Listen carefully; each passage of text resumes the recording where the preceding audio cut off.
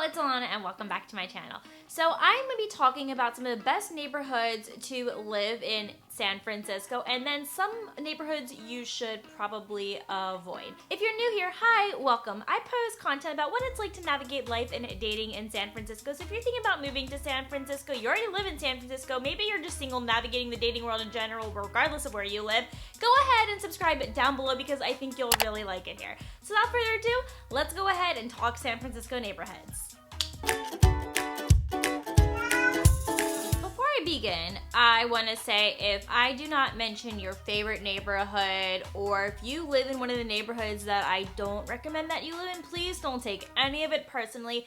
Everything that I'm saying is just based off my experience of what kind of neighborhoods that I've lived in. I've also done my research on some of these neighborhoods as well, so this is just all based off my own opinion. It's not based off fact. Okay, well, some of it's based off fact, based off the information I'm gonna say. Just know that the list of neighborhoods that I'm going to mention is still very much subjective, so please don't take anything personally.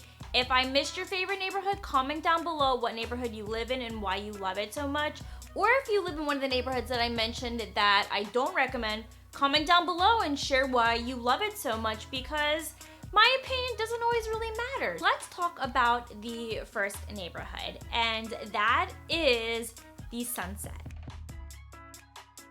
The Sunset has two different parts. There is Inner Sunset and then there is Outer Sunset. I definitely have a little bit of a bias and a sweet spot for the Sunset because I used to live there for a little over 2 years and I really liked the location of where I lived in. So with Inner Sunset and Outer Sunset, the vibes are a little bit different. I will say Inner Sunset is definitely geared towards families, young professionals. You will see a lot more life in Inner Sunset, whereas opposed to Outer Sunset, it's a little bit more quiet. It feels a little bit more suburban-y, but it is closer to the beach compared to Inner Sunset. One of the biggest reasons as to why I recommend the Sunset as a place to live is because it's extremely close to Golden Gate Park and it's very close to the ocean and the beach. So you're near quite a bit of interesting spots. You also have access to quite a bit of public transportation. You have the Muni N train, you have the Muni L train, depending on what side of the Sunset you live in. You have the 7, you have the 29 bus if you're way out there in the Sunset. There are plenty of options to get around this city. I personally like the Muni trains because they can get you downtown pretty fast from the Sunset. But I will say if there's one downside about living in the Sunset is that it is quite far from everything, but it's a really great neighborhood. Most people that live in the Sunset are families. You'll see a big Asian community in the Sunset. There's a lot of Russians and Irish people that live in the Sunset. I'm not exactly sure why. But long story short, it's a very diverse neighborhood. You'll see a lot of college students living more in the Outer Sunset area because it's close to SF State. And there are plenty of young professionals who live in Outer Sunset and Inner Sunset just because it's very affordable. That's a great thing about the Sunset is that it is one of the most affordable neighborhoods in this city. So I really recommend that a ton. Also, in terms of restaurant and nightlife in the Sunset, I will say Inner Sunset is definitely more popping when it comes to that stuff. So you have 9th and Irving, which is a total hot spot for shopping, food, cafes, bars. Outer Sunset, you're gonna have a plethora of Asian food. So if you love Asian food, there's tons of that in the Sunset. The 4 streets that have the businesses is Judas Street, Irving Street, Noriega, and Terraville. That is where you'll find all the businesses and where life is booming. So if you get bored or you're hungry or you want something to do, be sure you check out those streets because that is where you'll find most of the stuff. I will say if there's one downside about the Sunset other than it being far away is that this neighborhood tends to be very foggy and cold, especially during the summer. So if you don't like the fog, you don't like the cold, then you probably won't like the Sunset. But I will say the Sunset has so much to offer for everyone and it's super affordable and I personally think it's not that hard to get to. So I really recommend as one of the neighborhoods that you can move to in San Francisco. Now for the next neighborhood is the Richmond district. The Richmond is also split up into 2 parts, Inner Richmond and Outer Richmond. And it has the same kind of feel as the Sunset. It's basically the opposite side of Golden Gate Park. Golden Gate Park is basically what splits the Richmond and the Sunset. Let's talk a little bit about Inner Richmond and Outer Richmond and the difference and why this is a great neighborhood. Inner Richmond is going to be very close to Golden Gate Park. Some parts of Outer Richmond are closer to Golden Gate Park as well, especially towards the end of the park. You're also near the beach and you're not too far from Land's End if you are in Outer Richmond. Oh, and you're also near the Presidio if you are in the Richmond, and the Presidio is an awesome spot. So that's one thing that I really like about the Richmond is just how it's really close to a lot of nature-y things. The Richmond, both inner and outer, are very affordable. Lots of rooms that you can find for under $1,500, and I will say that it is such an underrated neighborhood. I really recommend you look here if you're trying to rent out a room because you'll find some great housing deals, especially now with COVID. In terms of public transportation, there's a lot of public transportation that goes through the Richmond. A lot of it is more in Inner Richmond as opposed to Outer Richmond, but you have the 38, the 38R, the 5, the 5R, you have the 28 that runs down Park Presidio Boulevard, and you have the 1. And the 1 and the 38 will take you right downtown, and it's not that bad of a commute. It probably will take you about 30 minutes on a good day. So it's a really great way to get downtown if you live in the Richmond. I really recommend you take one of those bus lines. In terms of hotspots, I will say Clement Street and Geary Street will have all of the bars and the shops and the restaurants. So there's a lot of great Asian food places in the Richmond. There are a couple of good bars in the area. A lot of them are off Clement and Geary. So be sure to check some places out like Ireland's or Trader Sam's. That's another good one. You're also really close to a Target and a Trader Joe's, which is super dangerous because you know you're gonna be there all the time if you live in the Richmond. Okay, dangerous for me at least, because those are like my 2 favorite stores to go to. And I will say a downside with living in the Richmond, like the Sunset, it is a foggier and colder neighborhood. It sometimes is a little bit further away, especially if you're in Outer Richmond or the Seacliff area. You would need a car if you lived in that area, or at least it's recommended. But it is really quiet and you have great views in that area. So don't really think of that as a downside of Outer Richmond. It is just a lot quieter than Inner Richmond, but they're both great places to live in. So definitely check out the Richmond district if you're moving to San Francisco. So let's talk about the Haight and Cole Valley. I kind of lumped these two together just because they're so close to one another. So the Haight is split up into 2 parts. You have Upper Haight and Lower Haight. I used to live in Upper Haight. I have a huge soft spot for Upper Haight and I miss that apartment. R.I.P. The Upper Haight, this is basically considered the HaightAshbury area. So you have your Whole Foods, you have Haight Street, which is full of bars, restaurants, shops. It's such a prime location. It's super central. It's a bustling, vibrant neighborhood, but it has a ton of quiet side streets. It's not as cold as some of the other neighborhoods that I just mentioned. It's just such a great spot. I will say in terms of affordability, I'd say it's mid affordability. It's not cheap, but it's not too expensive if you're in the Haight. The people that live in the Haight, you're gonna find your hippies, your hipsters, a lot of young professionals, and people who've just kind of moved into the city. This is a really popular neighborhood for people who have just moved to San Francisco and they settled here. So you'll find a lot of transplants in this neighborhood. There are a lot of great bars and nightlife. I would say Alembic. I think it's called Alembic. I've been there before. They have great food. There's Magnolia Brewery.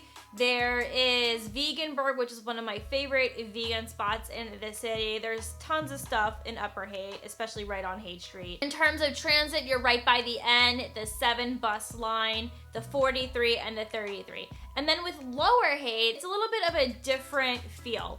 But if you walk 15 minutes, you'll be in Lower Haight. There are a lot of bars and restaurants in Lower Haight. Divisadero Street has tons of bars and restaurants and cafes over there. I love Beanbag Cafe. The Page is a really great spot for bars. There's a really cute bakery that I went to. I can't remember the name of it. I'll put it down here on the screen so you know what it is.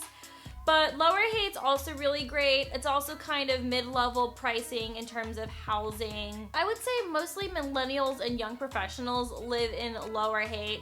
A lot of people who own bikes live in Lower Haight, so if you have a bike, you'll probably really like this spot as it's very flat. You're close to the Panhandle, and there's just a lot of bike rides that you can do around the neighborhood. Let's talk about Cole Valley. Cole Valley is a 10-minute walk from the Haight. It's a lot quieter, and it's got this small town village feel to it. I absolutely love Cole Valley. I would totally live there if I had found a place there. But it did not work out.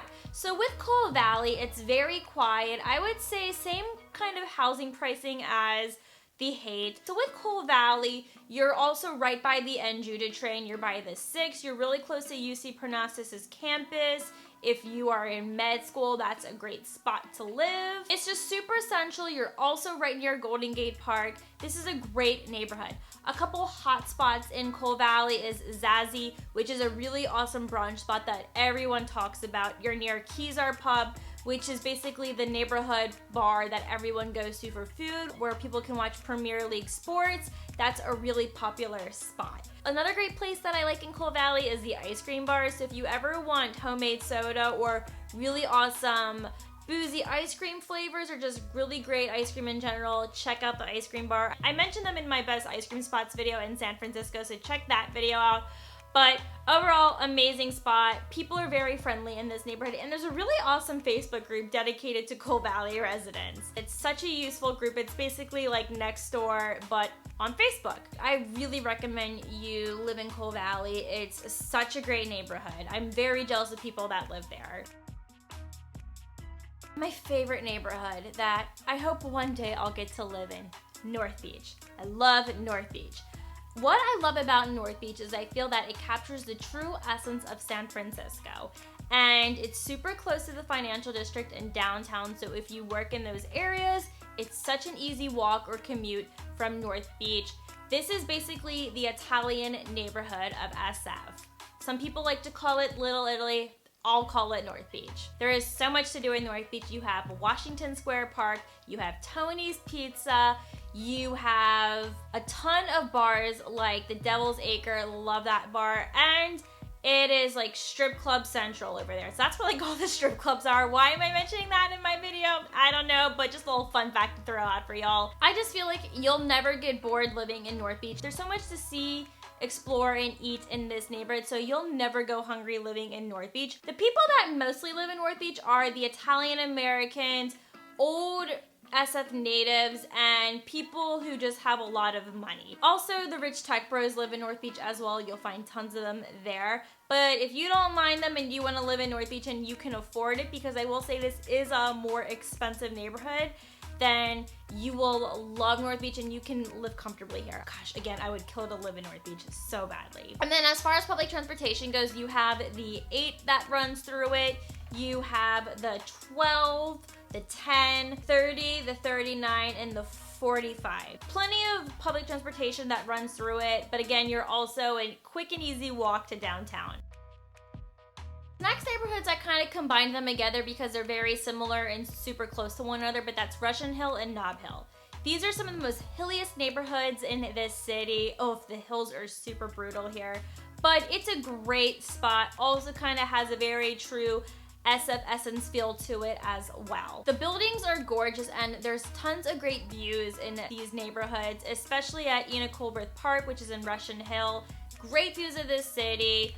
So with Russian Hill and Nob Hill, these are quieter neighborhoods. I will say in terms of Russian Hill and Nob Hill, Polk Street is where you'll find a lot of the nightlife and some of the places to eat and drink. With Nob Hill, you have the Fairmont Hotel, which has a Tonga room inside of it. I've talked about the Tonga room on my channel a little bit before. You have Top of the Mark, which is another rooftop penthouse bar with a great view. I haven't even been there yet, but I've heard great things and I really want to go once COVID is over. So that's a really awesome spot to keep in mind. You'll see the cable cars all throughout Nob Hill and Russian Hill. That's one of the main public transportation systems that runs through Nob Hill and Russian Hill. I will say Nob Hill isn't really well known for their restaurants. I don't think there's really that big of a restaurant scene in Nob Hill. But there's a really awesome cafe called Nook that I recommend you check out off Jackson and Hyde. It's a great little wine bar cafe type place that I absolutely love going to. I would say the people that live in Nob Hill are mostly rich techies and rich families. That's basically who you'll find living in Nob Hill. Same with Russian Hill as well. It's basically a lot of rich people that live in Russian Hill and then just rich tech people. Another great thing about Russian Hill is that it is home to Lombard Street, so that's a really cool little tourist attraction that you can go see. Also, people like to say that this is a great alternative to the marina. So if you like the feel of the marina but you don't want to live in the marina, you will really like Russian Hill. It's definitely not as douchey as the marina, even though the marina is a great neighborhood. I personally think Russian Hill is a great option, and I would be so happy if I lived in Russian Hill. The only thing with Russian Hill and Nob Hill is that they're pretty expensive. Russian Hill is definitely far more expensive than Nob Hill. I've actually seen some good deals in rent on Nob Hill apartments, but Russian Hill is really expensive. If you are making a tech salary, you'll probably be able to live comfortably in Russian Hill and Nob Hill. So those are those two neighborhoods. Let's go on to the last neighborhood that I recommend that you live in San Francisco. So the last neighborhood that I recommend you live in San Francisco is Hayes Valley. Hayes Valley has definitely gotten a little bit gentrified over the years. It used to be pretty seedy, but it's gotten so much better, and it's a little bit more of an up-and-coming, trendy type of neighborhood. There's tons and tons of stuff to do in Hayes Valley. It's a rather small neighborhood, and you're really, really close to downtown and the Civic Center area. So you definitely do not need a car if you live in this neighborhood. There's tons of public transportation that runs throughout Hayes Valley, like the 21, or you can just walk. You're also close to Civic Center, Barton Muni stations, and you're also near the Van Ness Muni station as well, which has all the trains there. So it's really, really easy to access public transportation from that area. So I would say Hayes and Fell has a ton of stuff to do. You have Smitten ice cream, you have Salt and Straw ice cream. I just have ice cream on my mind right now. But you have a lot of great bars over there. You have Anina, which is a really cute spot. Unfortunately, a bar that I really like that just closed due to COVID was the Riddler. That place was so cute, and I'm so sad that that closed. But still wanted to give it the shout out that it deserved. And you have Beer Garden, which is basically an outdoor bar. They have pretzels, they have lots of beer. Really great place to go on a warm day. Lots of cute shops and clothing stores. One of my favorite clothing boutique stores, Carrie Lane, is in Hayes Valley. They have their own little store over there. So lots of shopping, lots of great things to do in Hayes Valley. Totally recommend it. I will say it's definitely not on the cheaper side when it comes to rent, but if you have the money for it, then you'll be happy there. Most people that live in Hayes Valley are young professionals. You don't really see too many families living there, but there are some, just not a lot. Okay, so now let's talk about some neighborhoods that you should avoid. Please do not hate me if your neighborhood is on this list. Do not come for me in the comments. Just explain why you love living in this neighborhood if it's your neighborhood and you're happy here. Let's start off with Visitation Valley. The thing with Visitation Valley is that there's absolutely nothing there. It's basically just a bunch of families in Visitation Valley, and you'll also find a really large Asian population in Visitation Valley. Those are the prime residents that live in this neighborhood. You can be a young professional and live here, but I don't think you'll be happy because there's nothing really around.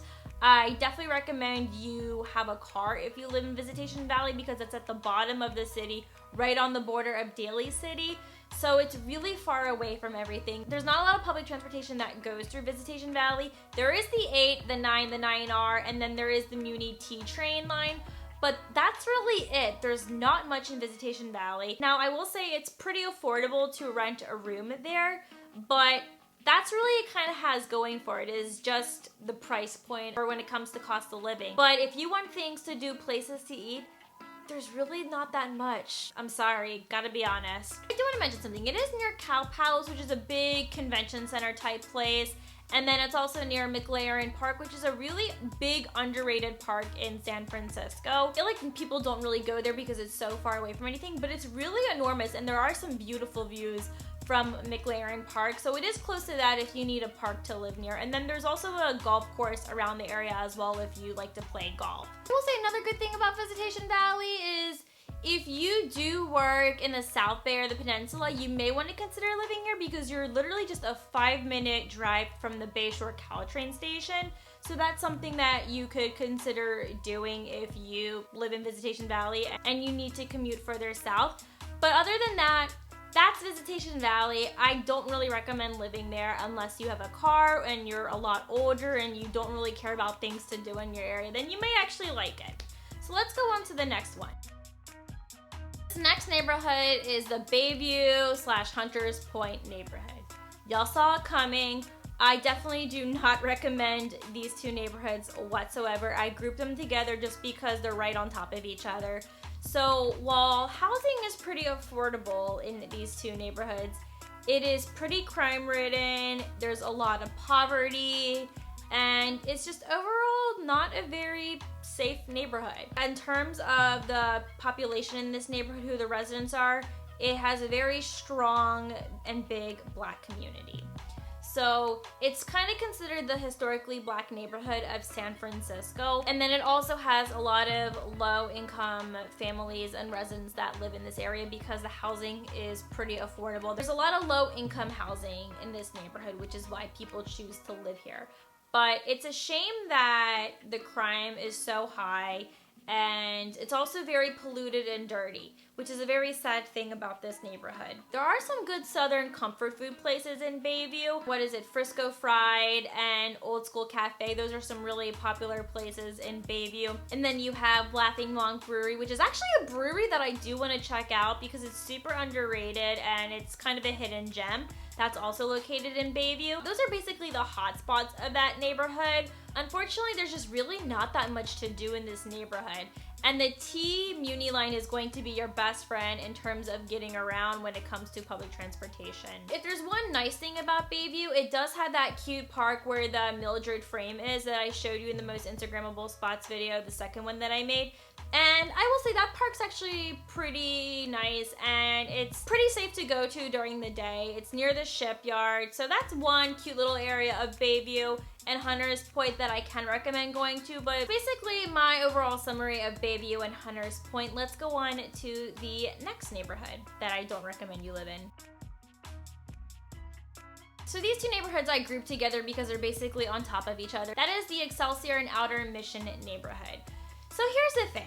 There's really nothing wrong with these two neighborhoods. The reason I put this on this list is just because it's mostly made of families and it's very quiet and it's far and there's just not a lot of young professionals that live in this neighborhood. This is a very diverse part of town.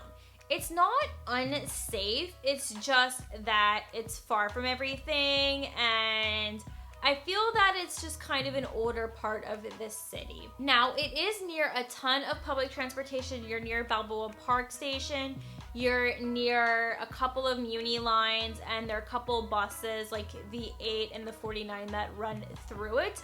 But for the most part, it's definitely very far away, which is why I put it on my do not live here neighborhood list. But I will say there are tons of food options in the Excelsior and Outer Mission District. You will get some of the best Mexican food from these neighborhoods, lots of good Asian foods. There's a really good Asian bakery that I went to when I first moved here because I used to live in Daly City right by Visitation Valley.